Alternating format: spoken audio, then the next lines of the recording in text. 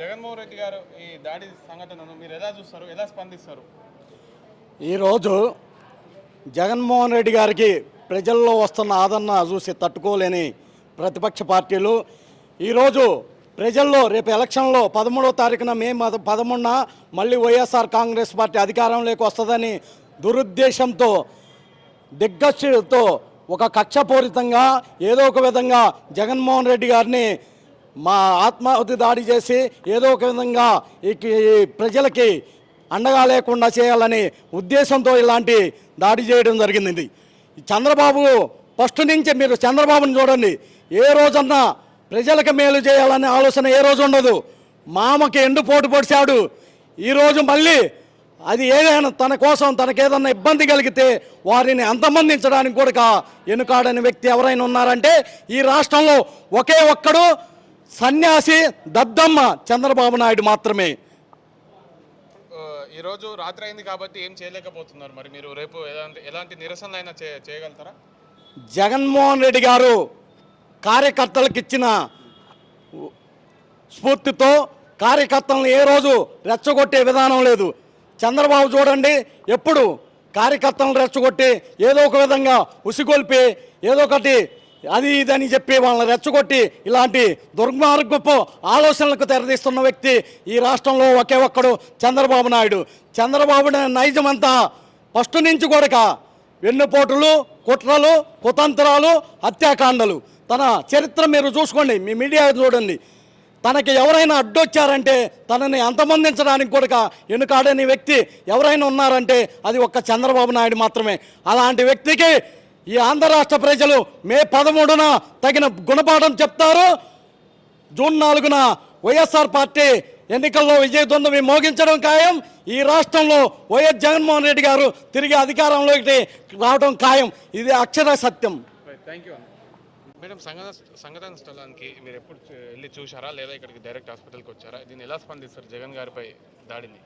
లేదండి, మేము బస్సు యాత్ర జగన్మోహన్ రెడ్డి గారు బస్సు యాత్ర అయిన తర్వాత ఇళ్ళకి వెళ్ళాము. ఇళ్ళకి వెళ్ళి టీవీ ఆన్ చేయగానే ఏదైతే ఇది ఇలా జగనన్న మీద రాళ్లతో దాడి చేశారు అని చూడటం, అలాగే మరి అన్నిలాగా టెస్టుల గురించి ఇక్కడికి హాస్పిటల్కి వస్తారని తెలియడం జరిగింది. మళ్ళీ వెంటనే ఇక్కడికి వచ్చి వెయిట్ చేసాము, అన్నను ఒక్కసారి కళ్ళారా చూసుకుందామని చెప్పి. ఎందుకంటే మేము చూసినప్పుడు అన్న ఎంతో ఉత్సాహంగా ఎంతో ఇదిగా అవినాష్ అన్నతో పాటు జగన్ అన్న కూడా మా అందరికీ కూడా అభివాదం చేసుకుంటూ వెళ్తూ ఉన్నారు. మళ్ళీ ఆ ఘటన చూసిన తర్వాత దీన్ని ఇలాగా చూడాల్సి వస్తుందని మేము అనుకోలేదు. కానీ ఏదైతే ఇప్పుడు ఈ టీడీపీ రాజకీయం ఏదైతే చేస్తున్నారో ఈ పసుపు రాజకీయాలు చేయటం వల్ల మా వైఎస్ఆర్సీపీకి మా జగనన్నకి 150 సీట్లు వచ్చాయి. కానీ ఇలాగ రాళ్ల దాడి చేయటం వల్ల కంపల్సరీగా 175 సీట్లు వస్తాయి. పసుపు నీళ్ళతో కడిగితే 151 సీట్లు వచ్చాయేమో. ఇప్పుడు ఈ రాళ్ల దాడి వల్ల ఇట్లా రాళ్ళు దాడులు ఏదైతే టీడీపీ వాళ్ళు ప్రేరేపిస్తున్నారో వీటి వల్ల డెఫినెట్గా మేము 175 కొడతాము. మీరు రాళ్ళు వేయండి, మేము మా ప్రజలందరం కలిసి మేము ఓట్లు వేస్తాము. మే 13వ తారీఖున మీ అందరికీ కూడా సమాధానం చెప్తాము. కాకపోతే మా నాయకుడికి ఇలాగా ఈ విధంగా ఒక ముఖ్యమంత్రి స్థానంలో ఉన్న జగన్మోహన్ రెడ్డి గారి మీదకి ఈ విధంగా దాడి చేయడానికి వెనుకాడలేదు అంటే రౌడీయిజం అనేది ఎవరు ప్రేరేపిస్తున్నారు, ఎవరు చేస్తున్నారు అనేది ఈరోజు ఆంధ్రప్రదేశ్ రాష్ట్ర ప్రజలందరూ కూడా చూస్తూ ఉన్నారు. జగన్మోహన్ రెడ్డి గారు ఎన్నో మాటలు ఫ్యామిలీస్ని కూడా తిడుతున్నప్పటికీ కూడా జగనన్న కేవలం ఒకే ఒక మాటతో అందరూ సమన్వయం పాటించండి, ఏది ఎక్కడ అల్లకల్లోలం జరగకూడదు, కలహాలు జరగకూడదు అనే ఒక్క మాటతో వైసీపీ కార్యకర్తలు అందరూ కూడా ఎవరి పని వాళ్ళు చూసుకుంటా ఉన్నారు. కానీ ఈరోజు జగన్మోహన్ రెడ్డి గారినే టచ్ చేశారు అంటే నిజంగా ఈరోజు రేపటి నుంచి ఈ చంద్రబాబుని కానీ ఈ లోకేష్ని కానీ ఈ పవన్ కళ్యాణ్ కానీ ప్రజలైతే ఎవరు బయట వైసీపీ వాళ్ళు ఎవరు బయట తిరగనివ్వరు. కానీ మళ్ళీ మా జగన్మోహన్ రెడ్డి గారు వచ్చి అదే చెప్తారు, సమన్వయం పాటించండి, ఎవరు కూడా ఇది చేయొద్దని. మళ్ళీ ఆయన మాటకే కట్టుబడతాం తప్ప వీళ్ళలాగా రాళ్లతో దాడులు చేయడం ఏమీ చేయము. మే 13న ఏ విధంగా సమాధానం చెప్పాలో అదేవిధంగా సమాధానం చెప్తారు జగన్మోహన్ రెడ్డి గారు. దేవుడిని ఇంకా మేమందరం కూడా ప్రార్థిస్తూ ఉన్నాము. ఇంతకంటే కూడా మరి దిగజారుతారు టీడీపీ వాళ్ళు. మరి ఆ కుట్రలన్నిటి నుంచి కూడా మా జగన్మోహన్ రెడ్డి గారిని మరి సేఫ్గా కాపాడాలని చెప్పి దేవుడికి మేము అందరం కూడా ప్రార్థనలు చేస్తూ ఉన్నాము. రాత్రి కాబట్టి ఎక్కడి వారు అక్కడే ఉండిపోవడం జరిగింది. రేపు ఏమైనా దాడికి నిరసనలు ఏమైనా చేయాలి? డెఫినెట్గా ఆల్రెడీ స్టార్ట్ చేశారండి. ఎప్పుడైతే ఈ విషయం జరిగిందో అప్పుడే జనాలు రోడ్ల మీదకి వచ్చి నిరసనలు స్టార్ట్ చేశారు మరి మా నాయకుడికి మద్దతుగా. కానీ ఒక రాష్ట్ర ముఖ్యమంత్రిగా ఇలా జరిగింది అంటే ఈ టీడీపీ వాళ్ళు పొరపాటున మళ్ళీ రాజకీయాల్లో మళ్ళీ ఆల్రెడీ చచ్చిపోయి ఉన్నారు. పొరపాటున మళ్ళీ వీళ్ళకి ఏమన్నా కొన్ని సీట్లు కూడా రాష్ట్ర ప్రజలందరికీ కూడా ఈ సన్నివేశం తర్వాత అందరినీ విజ్ఞప్తి చేయడం జరుగుతుంది.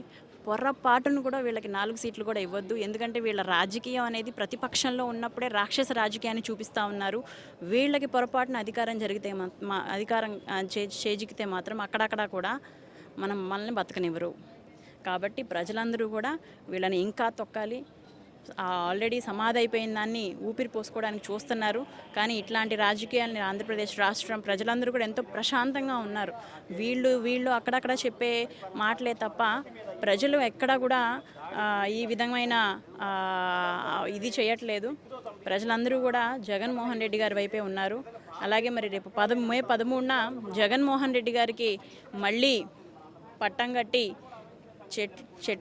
చెట్టుకి కాయలు ఉన్నాయి కాబట్టి ఈ రాళ్ళ దెబ్బలో కాబట్టి ఇవన్నీ కూడా భరిస్తాము మేము కూడా మా జగనన్న కోసం. మే 13 వరకు వీళ్ళు ఏంటంటే ఇలా జగన్మోహన్ రెడ్డి గారు బయటికి వస్తే ఇలాంటివన్నీ చేస్తే మళ్ళీ ఆయన లోపలికి వెళ్ళిపోతారు. మళ్ళీ తిరగరు జనాల్లో. ఇంత ఆదరణ దొరకకూడదు జగన్మోహన్ రెడ్డి గారికి. ఇలాంటి ఏదైనా పని చేస్తే సెక్యూరిటీ ఇబ్బందులు వచ్చి మళ్ళీ జగన్మోహన్ రెడ్డి గారిని బయట తిరగనివ్వకుండా చేద్దామనే ఒక కుట్రతో చేస్తూ ఉన్నారు. జగనన్న బయటకు వచ్చినా రాకపోయినా సరే మేము ఆంధ్రప్రదేశ్ ప్రజలందరం కూడా జగన్మోహన్ రెడ్డి గారిని సీఎంగా చేసుకుంటాం. ఇక్కడికి ఎందుకు వచ్చామంటే మరి యావత్ రాష్ట్ర ప్రజలంతా ఆదరించే ఒక దేవుడు లాంటి వ్యక్తి, మహోన్నతమైన వ్యక్తి మా జగన్మోహన్ రెడ్డి గారి మీద ప్రతిపక్షాలు చేసిన దాడికి మరి ఆయనకి చిన్న గాయం అయితేనే మేము తట్టుకోలేము. అలాంటిది ఆయన్ని దాదాపు కంటికి కొద్దిగా పైన అంటే దాదాపు అతని మా నాయకుడి ప్రాణహాని కలిగించడానికి వాళ్ళు ఇక్కడ అపేక్షించారంటే దాన్ని మేము ఖచ్చితంగా ఖండించడానికి, ప్రతిపక్షాల కుట్రలు ఖండించడానికి మేము ఎప్పుడూ ఉంటాం. అలాగే మా నాయకుడికి ఏమైంది ఏంటి తెలుసుకోవాలని చెప్పి మేము హుటాహుటిన అర్ధరాత్రి అయినా సరే మేము ఇక్కడ తెలుసుకోవడానికి వచ్చాం.